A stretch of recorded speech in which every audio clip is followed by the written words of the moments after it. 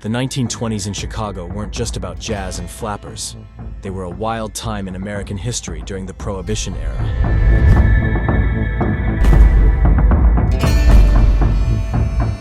With alcohol banned across the country, the social scene changed dramatically, and a new wave of criminals emerged.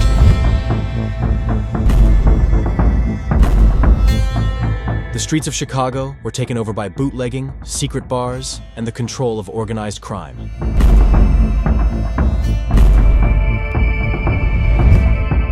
Notorious figures like Al Capone and George "Bugs" Moran took the spotlight in this criminal world, showcasing the intense rivalry between competing gangs. This wasn't just about small-time crimes. It was a brutal showdown.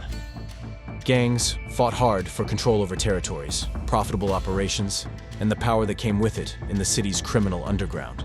As time went on, the conflicts only got worse, leading to a rise in violence. Murders, ambushes, and betrayals became all too common. Capone's Chicago outfit, known for being ruthless and well-connected, often clashed head-on with Moran's North Side gang, which was known for its guts and determination. The tension boiled over on February 14, 1929, in what's now infamously known as the St. Valentine's Day Massacre. This shocking event not only rattled the nation, but also highlighted the brutal methods gangsters would use during a time when law enforcement struggled to keep things in check. The massacre remains a pivotal moment in the history of crime, capturing the dark and chaotic vibe of Chicago in the Roaring '20s.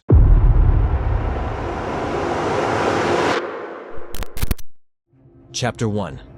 The Set Trap. The Valentine's Day Massacre wasn't some random bloodbath. Nope, it was Al Capone, aka Scarface, making a bold move to crush his biggest rival, Bugs Moran. Back in the Prohibition era, these two were going head-to-head over Chicago's insanely profitable bootlegging business. And let's just say Capone wasn't about to play nice. The plan? Simple but absolutely ruthless. Capone's crew cooked up a scheme to lure Moran's gang into a trap. They spread the word about a massive stash of stolen whiskey waiting to be claimed, an offer that was way too good to pass up. The meeting spot was a garage on North Clark Street, and to make it all look legit, Capone even had guys dress up as cops.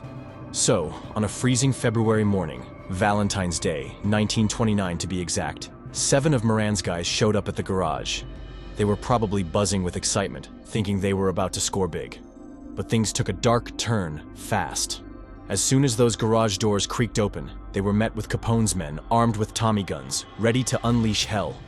In a matter of seconds, the place went from a setup for easy money to a blood-soaked war zone. This wasn't just another day in Chicago's gang wars. It was an event that would go down as one of the most infamous moments of the Prohibition era, showing just how brutal the fight for power could get. Chapter 2. A Scene of Carnage.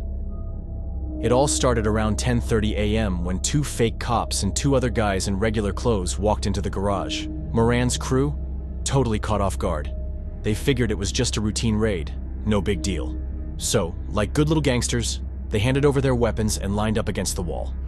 And then, all hell broke loose. The gunmen whipped out Thompson's submachine guns and started spraying bullets like it was some kind of twisted carnival game. The walls were shredded, the air filled with gunfire, and the floor?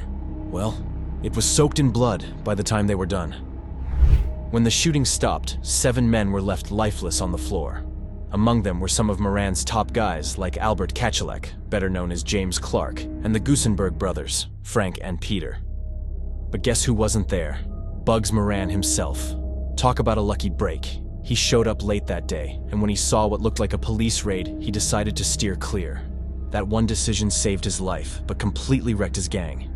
Even in a city as wild as Chicago, this massacre was next-level horrifying. It sent a loud, bloody message about just how far gangsters were willing to go for control. For Capone, it was mission accomplished. For Moran, it was the beginning of the end. Chapter 3. The Aftermath and the Rise of Capone. The Valentine's Day Massacre shook up Chicago and the whole country. Pictures of the bloody aftermath made headlines everywhere, stirring up a mix of outrage and fear. For a lot of people, it was the best proof yet of just how out of control organized crime had become. While everyone pointed fingers at Al Capone, he was actually in Florida at the time, making sure he had an alibi. Law enforcement struggled to pin this horrific crime on anyone. Capone's reputation as a ruthless crime boss just kept growing, as did the public and federal pressure to take him down. Public anger was at an all-time high. Citizens wanted action, and politicians promised to crack down on organized crime. The massacre turned into a major turning point, pushing authorities to go after Capone with more intensity. They couldn't convict him for the murders, but they eventually nailed him for tax evasion in 1931, which landed him in prison and triggered the collapse of his empire. Meanwhile, Bugs Moran's influence dwindled. Losing key members really damaged his gang, and he never managed to regain the power he once had. The massacre not only wiped out his organization, but also wrecked his reputation as a serious rival to Capone. One of the wildest parts of the Valentine's Day Massacre is the speculation about corrupt law enforcement officials being involved, or at least complicit. Back then, Chicago's police were pretty corrupt, with many officers either ignoring organized crime or outright working for the gangsters. Some theories even suggest that real police officers might have helped out during the fake raid staged by Capone's crew. These cops could have provided uniforms, intel, or even cover to ensure that everything went smoothly. This blurred line between the cops and organized crime only deepened public mistrust of authority. It raised serious questions about how deep the corruption ran in Chicago's institutions and whether real justice could ever be achieved in a city run by gangsters. Chapter 4.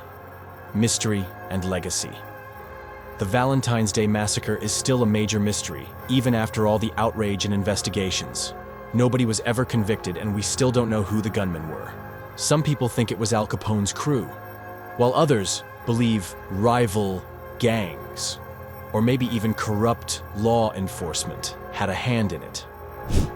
This brutal event is now a symbol of all the violence and disorder during Prohibition. It's been featured in movies, books, and documentaries, reminding us just how far greed and the quest for power can go. The garage on North Clark Street, where it happened, even became a creepy tourist spot for folks curious about the infamous crime. Although that building is now gone, its story is stuck in Chicago's dark history. People still seek out things from the massacre, like bricks with bullet holes, which only adds to its pop culture legacy. The massacre didn't just change the game for gang wars in Chicago, it also left a lasting impact on American culture. It inspired a ton of movies and TV shows, from classics like Scarface to modern series like Boardwalk Empire. The chilling images of lined-up bodies and walls full of bullet holes have become symbols of how ruthless the Prohibition era was. Plus, this whole situation really added to Al Capone's legendary status. He was already infamous, but this event took him to a whole new level of notoriety. Even today, his name is pretty much synonymous with organized crime, making him one of history's most notorious criminals. But behind all the violence, there's a deeper question. Was the massacre a predictable outcome of a system that let crime run wild? Or was it a deliberate act of terror in a world where ambition overshadowed morality? Looking back on this dark time, it makes you wonder, how much have we really changed? Do the wounds from Prohibition still influence how we think about organized crime today? Let us know your thoughts in the comments below. If you found this story engaging and want to explore more real-life tales of crime, power, and justice, make sure to hit that subscribe button. Don't forget to like the video and share it with your friends who might be intrigued by this incredible case. Thanks for watching. Stay tuned as we bring you the latest updates on this unfolding drama. See you in the next one.